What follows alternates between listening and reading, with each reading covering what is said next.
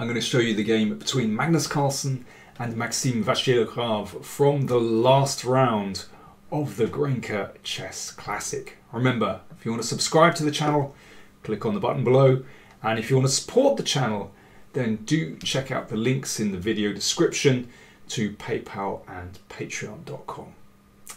So going into the last round, Magnus Carlsen had a clear lead, a point clear, ahead of Fabiano Caruana. So Carlsen knew if he wanted to make absolutely certain of being outright first, he had to make at least a draw.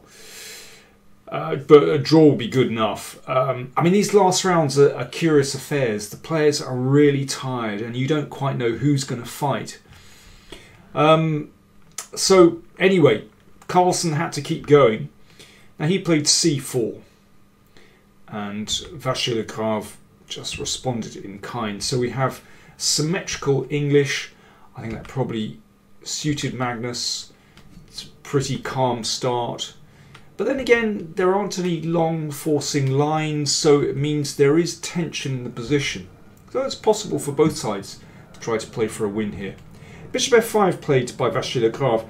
This is quite a trendy move at the moment, although I have to say I'm not particularly keen on it.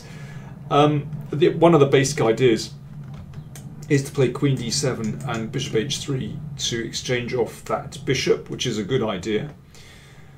But Carlsen simply played h3 in order to meet queen d7 or queen c8 with king h2. And then I'm not really convinced about the position of the bishop on f5, because sometimes it can be booted away with g4, sometimes e4. It's not on a particularly good square. In any case, it's a very trendy move at the moment, and Carlsen faced this in St. Petersburg at the end of December, and there he played rook b1, but he varied today with bishop e3, and that's a very reasonable move. I mean, basically he wants to do the same as black. He wants to play queen d2 and bishop h6 to get rid of this. And, well, if h6, trying to do the same thing, it doesn't work quite as well. I mean, one possible idea is to do this, attack the pawn, and now push that bishop away and go forward with d4. And white, I think, is better there. After bishop e3, a6 from Vachier-Lagrave.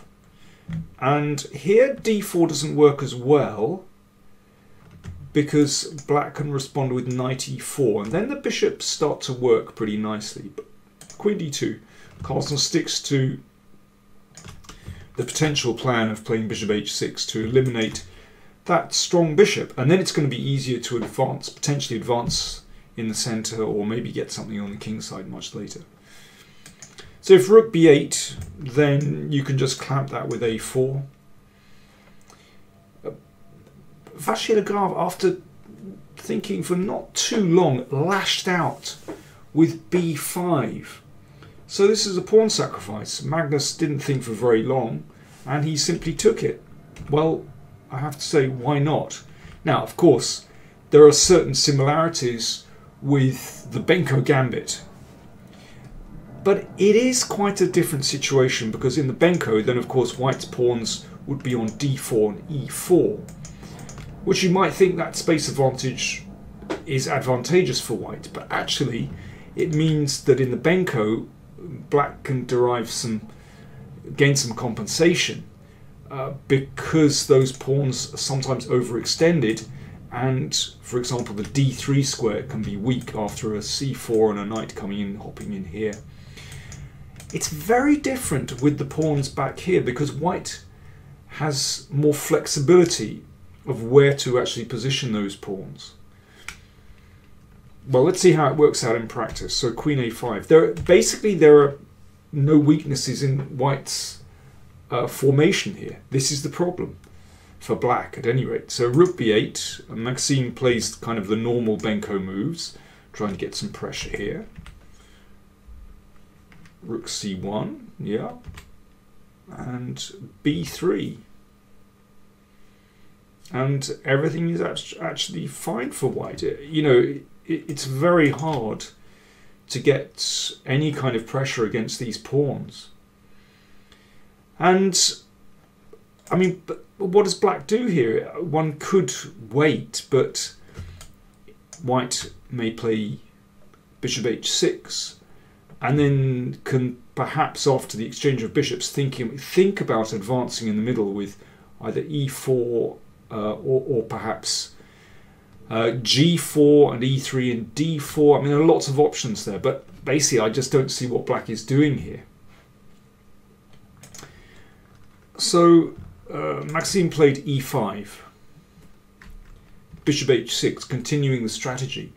You might think it looks strange to exchange off this bishop, which at the moment actually isn't really functioning very well, but actually black's king is slightly weakened, and having got rid of this bishop from here, then white has options to push this pawn, perhaps one square, perhaps two squares. So let's see, if bishop h8, if you try to avoid the exchange, then knight g5 is very nice. I think, you know, black's king doesn't feel very happy in that position with these beautiful pieces. Vachier-Lagrave played knight d4. Not that this is wonderful for black. Carlsen exchanged.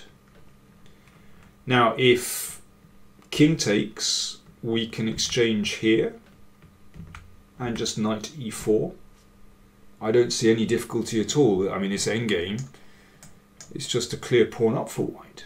And that bishop is actually a beautiful piece down here. I don't think there's any particular problem with e2. That can be defended with the king. Potentially the knight coming into c4. It's a clear extra pawn. So after bishop takes, Maxime took on f3 with check. And now a clever move. Looks like it wrecks white's pawns, but no, it's an excellent idea because Carlsen immediately gets rid of that double pawn and now starts to break down black's center. And you can see that now black's king is starting to feel a bit drafty with black's queen way across on the other side of the board. And potentially, you know, supposing this gets knocked out, then there is potential to attack black's king. I think after this move, of course, it's possible to play queen takes or g4. I was going to say g4 actually, followed by queen takes, but I mean both moves are good because after this, of course, you can take this pawn. I think this is just a very nice position for white, and yeah, after g4. There is potential to get through to black's king and you know, maybe d4 as well, and this knight has potential to come in on these squares. Queen is offside basically on a5. Okay, let's go back. So f4 just played. Queen a6. So that attacks this pawn here.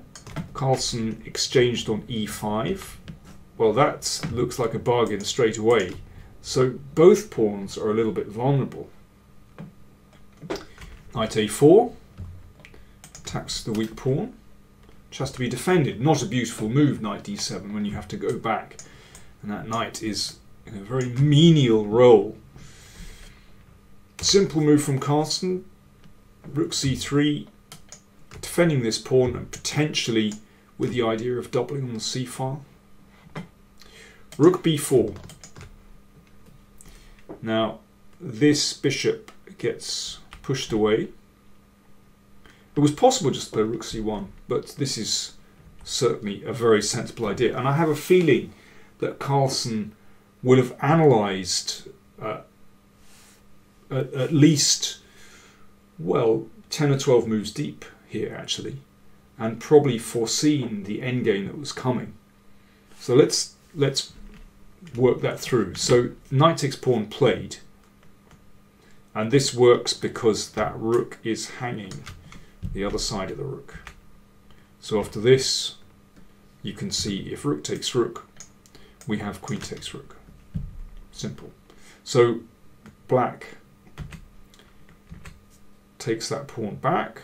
Obviously there's a pin here that would go with check. So rook takes rook and rook c1. So that is a forced sequence. In fact, this next move is also forced because this rook is hanging. Then there are a few difficulties for black here. And there's potential to get through to this pawn as well. So rook takes pawn and queen e2. So the threat is to play rook takes bishop and take here. It's also a threat to take this. So there's nothing better than to move this and queen takes pawn check. Now, looks as though this pawn, this is the extra pawn, is perhaps in trouble, but no, there are back rank problems here. That queen controls these squares, does a great job. So rook b1, threatening something nasty here. So the rook comes back, and now Carlsen simplifies down to a king and pawn endgame. Excuse me, a queen and pawn endgame. As I said, I think he will have foreseen this several moves ago, right when Magnus played knight takes c5. And here's a great move. Again, it looks as though this pawn is in trouble, but bishop d5 simplifies down to this queen and pawn endgame. Now, this still requires some technique to win.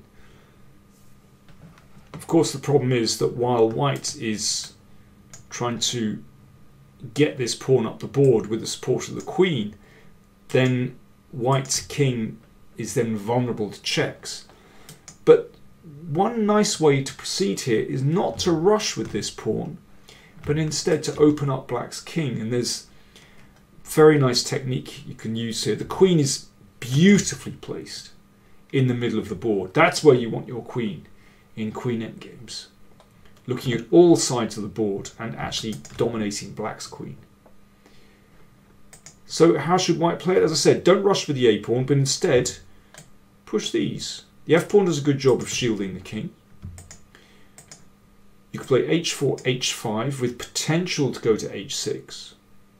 It's also possible to play h4 and g5,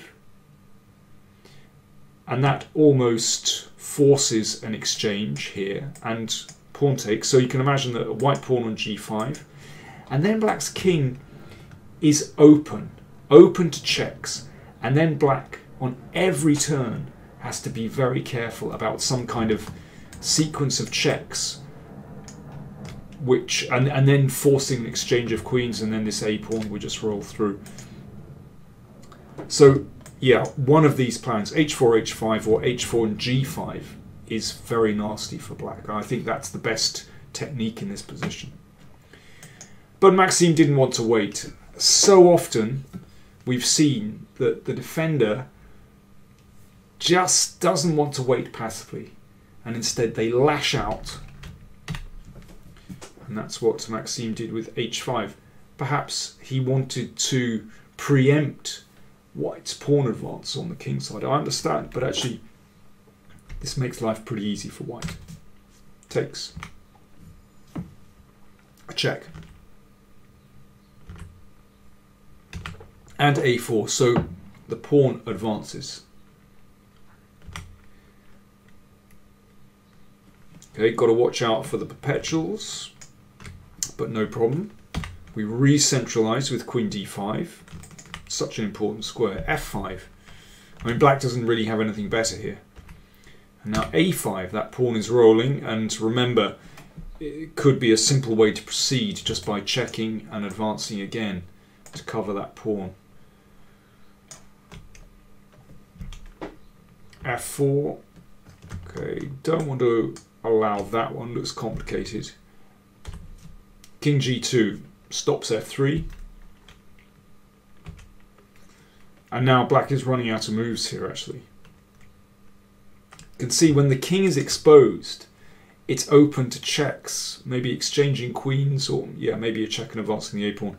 Queen f5, excellent move, targeting the f pawn. And here Maxime resigned. Well, it wasn't premature. This is completely lost. Basically, black is going to lose another pawn. Threat, queen takes pawn. pawn number 2 exchanging queens, and if the king goes back, queen g5, and then you've got to take one of these next turn, or queen c6, well, we can just take pawn number 2, and then the king runs back to safety, and then it's going to be easy. There are still lots of chances to exchange queens, or if that doesn't work, you know, maybe a check and just advance this. It is completely winning. So that was the final position after king f3. Well, to be honest, I found that a slightly disappointing game from Maxime Vachier-Lagrave. However, Carlsen, I think, played perfectly. Even though after the game he said he was very tired and he just took this pawn quite quickly because he simply couldn't calculate variations any longer. He just, you know, just hacked it off the board. But actually his judgment was correct. Black doesn't really have great compensation there. It's very different from a Benko. In the end, Magnus actually didn't even need to win this game because Fabiano Caruana only drew. He played very solidly against Aronian, and Anand also played very solidly against Fiddler. They also drew. So that left Magnus Carlsen with 7.5 points, Fabiano Caruana on 6, 1.5 points behind Najditch and MVL on 5. Well, what another extraordinary victory from Magnus Carlsen, so convincing, and now his rating on the live list is 2875, which, well, it's a little bit to go before he reaches his old peak in 2014 of 2882, but in a way I don't think that's important. To my mind, Magnus is playing the best chess he's ever played in his life. And as I've mentioned before, he has that aura about him now. You've seen it before with Kasparov and earlier Fischer and Karpov as well, actually, that at their best they inspire fear in others, and their opponents seem to play worse against them. They crumble, as Maxime did here, actually. It wasn't his best day. So yeah, Magnus Carlsen just in the form of his life, and it's going to be very interesting to see how he gets on in his next tournament, which is Norway Chess. Well, that's his next classical tournament. He's actually playing a rapid play tournament, just a weekend one in Scotland. But the next classical tournament will be Norway Chess in June. Thanks for watching.